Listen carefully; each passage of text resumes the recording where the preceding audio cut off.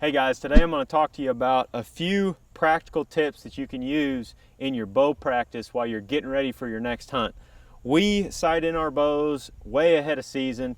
We sit out in the yard and we practice our form, get our pins set for 20, 30, 40 yards, so on and so forth. But once season gets here, our practice changes a little bit.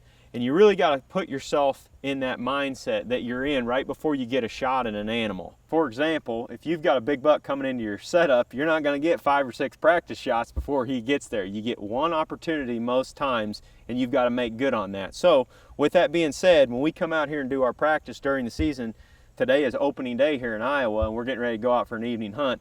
We're going to shoot one arrow into that target. And all I'm basically doing is making sure that my sights are still on and my bow is technically functioning properly before I take it out to the field.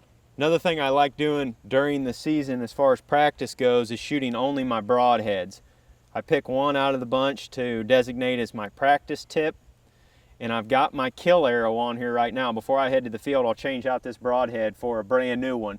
That way I can ensure it's good and sharp. But yeah, I'm just gonna stand here. I don't even know what distance that target is right now. It looks like it's about 20 yards away. I'm gonna stand here and take one shot. Hopefully that one's good, and then I'm gonna head to the field as long as everything is technically sound with my bow.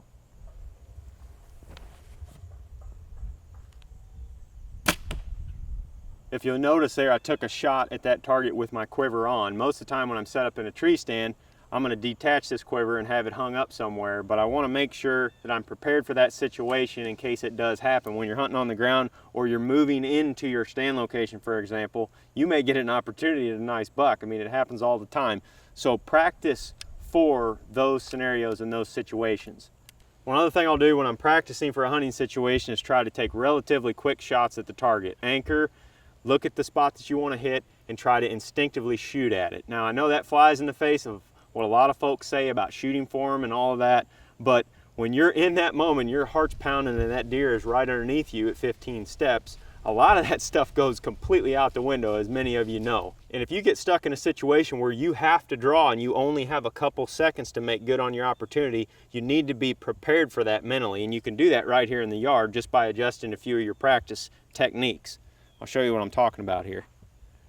I'm going to come to full draw, and I'm going to anchor on the center of that target with both my eyes open and shoot.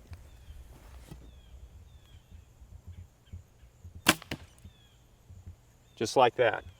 Within a couple seconds, that arrow is gone, and it's hitting right in the kill zone. I practice that a lot up close. Obviously, I'm not going to take a quick shot like that 25, 30, 40 yards or at an awkward angle or something.